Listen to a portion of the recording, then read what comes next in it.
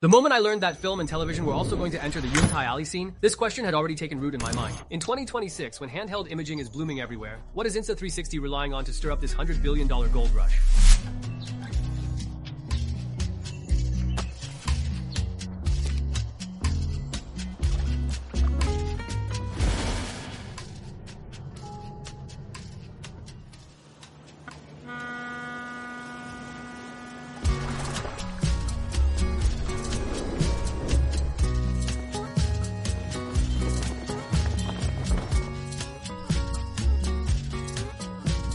Seasoned sailors all know this. The rougher the wind and waves, the pricier the fish. So if you don't want to get slammed dead onto the beach, you've got to fight like hell and take your shot. That's exactly why I'm talking about video right now. LUNA Ultra Video's most outstanding piece so far. I still want to call it a work because in it you can see product thinking shining so brightly.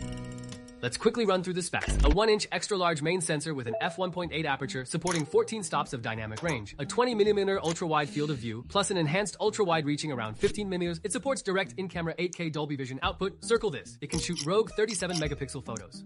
4K Live highlights the second telephoto lens with an f2.0 aperture. The background blur looks really good. It supports 3x optical zoom, up to 6x lossless zoom, plus 12x digital zoom, and can shoot telephoto macro raw and output 4K Live straight in camera. Both lenses use Leica optics. It also supports 10-bit iLog, lets you import LUT presets, and works with the ACES color workflow. It includes Leica Fujifilm film style filters and offers 5 levels of whitening, skin smoothing, and face shaping in camera.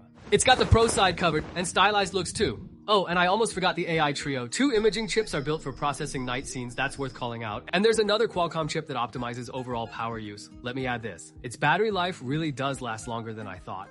From this, we can see that you never fight an unprepared battle when it comes to filming. So this video will answer only 2 questions. For everyday recording and professional creation, is it actually good to use? And is it really worth buying? Okay, then welcome to the brand new Film and TV LUNA Ultra hands-on report. I'm Kaka.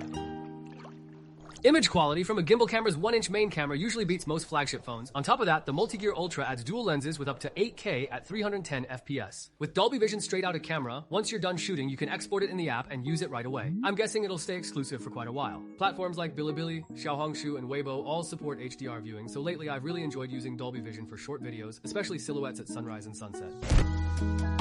In standard mode, it performs pretty well too. Let's cover color, detail, and portraits together. First, with the main camera in standard mode, whether you're shooting scenery or people, I can't fault the daytime detail or color. The natural background blur from the large f1.8 aperture is great.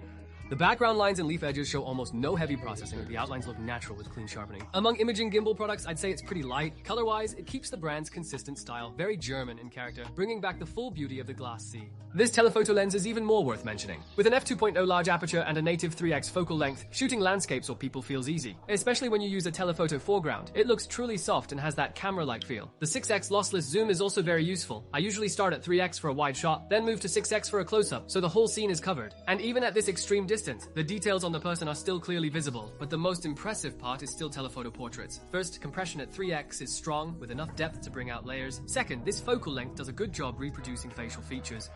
It looks more natural on girls. Everyone's beauty shows through. And with the color temperature sensor, even under the setting sun, faces still look accurate with no color cast. This generation's in-camera video beauty mode also seems well optimized. Let's look first. Right now, beauty mode is off.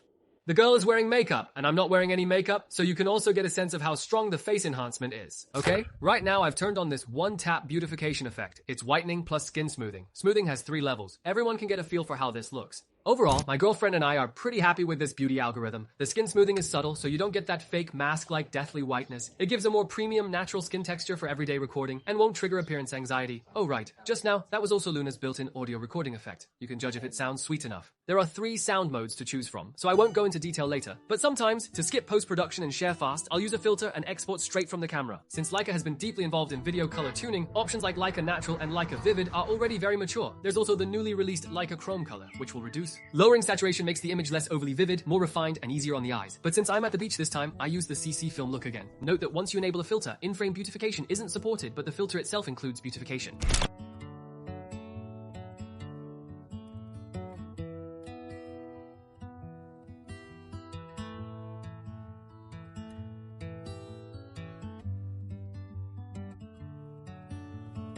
All in all, I've never worried about the color in video or film. Whatever style you want to express, it's got it. And when it comes to nighttime, that's another comfort zone Luna has carved out. As I mentioned earlier, it has 2 imaging chips specifically to serve night scenes and optimize noise in the dark areas, so this is honestly the first time I've seen blacks this clean on a gimbal camera. Even after zooming the main camera in 10x, you still don't see noise. With 3x optical zoom, the floor and wall tiles are packed with detail, and the leaves and the shadows still have clear layering. All I can say is, Luna's night shots are still the absolute authority, but her ultimate move doesn't stop there. Everyone already saw the early teasers, the room to play with on this 2-inch detachable screen. The shots you saw earlier, like this and this and this, were all captured by setting the camera off to the side and remotely controlling the framing while filming.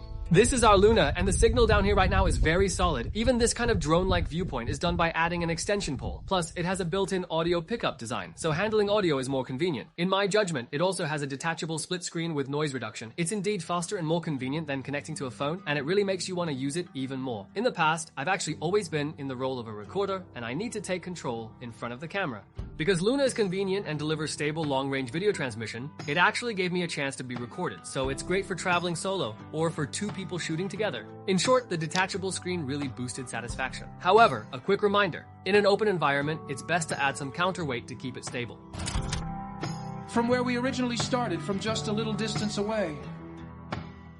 No, just take a look at how far we've actually come. All the sample footage you're seeing now is from Luna's log mode. After using Luna's eye log curve, I feel it's great for post, with plenty of room for color grading, and it's easy to dial in a look. It supports the AC's color workflow, so industry folks can use it as a mobile camera angle, and have it fit smoothly into a pro post workflow. Plus, it can shoot log up to 4K 182 FPS and 8K 3 FPS. Huh? It can also overlay in-camera filters in log mode. While shooting, it can bake the look in at the same time. So as long as you export, you'll get a cinematic, color-graded video in log mode. You can choose to share it directly, or you can take it into post to fine-tune. This workflow greatly improves efficiency. It's really useful for real-world productivity, because besides the built-in filters, you can also apply someone else's pre-tuned recipe to your video with one click, giving you the same cinematic, big production look as the pros. It's also very convenient. After you choose Share Today, it generates a QR code image. To apply it, just tap the recipe and scan the code. I'll boldly predict this approach will definitely sweep Keep Zero. Alright, next let's look at the stabilization performance. You can all get a feel for how effective this 3-axis stabilization is.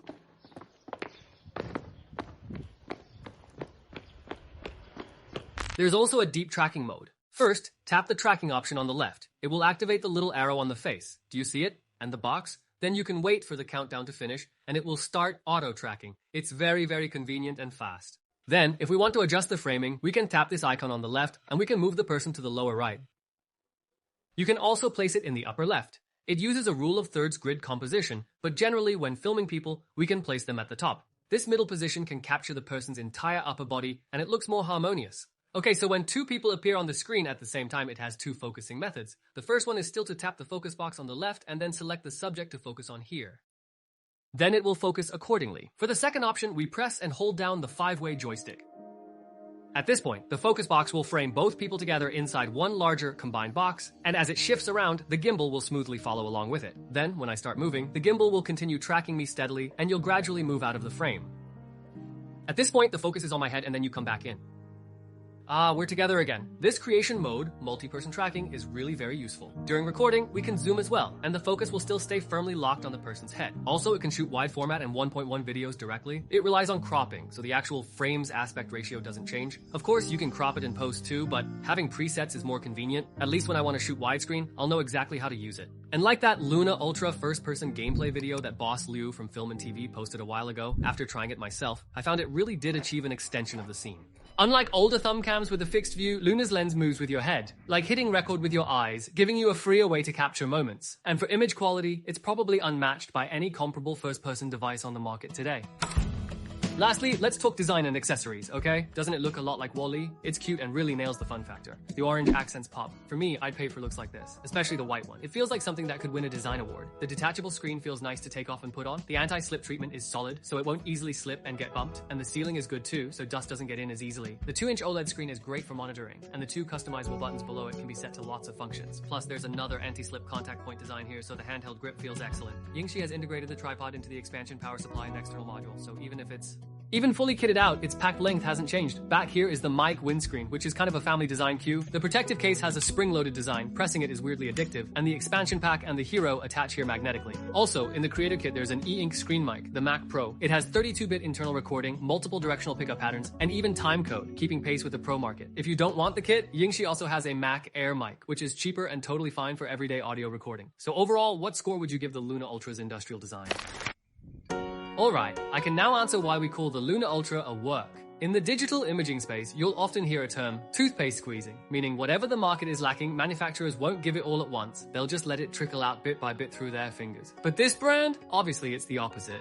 They really get the idea of hitting a snake where it hurts most. Whatever consumers are missing, they make up for, and they deliver it all at once. So once hardware specs and image quality are maxed out, the last edge comes from innovations that once seemed minor. A detachable screen isn't rare, but on a gimbal camera, it's like unlocking all your potential at once. 8K Dolby Vision used to feel distant, but now with LUNA, you can shoot it. What was once mocked as a sunlight camera, LUNA now directly shows what peak excellence and respect really means. So put plainly, the market still needs competition, it needs a fight. When you're up against strong competitors, you can't just take another path. You have to face them head on. Only then do we consumers gain real power to choose, and only with that choice will our experience truly be valued. So is the LUNA Ultra really worth buying? I think it's absolutely worth it. The starting price of $3,999 feels honestly set, and it won't let such a great product be ignored. And I have a feeling the LUNA Ultra could become a second stage booster for Insta360.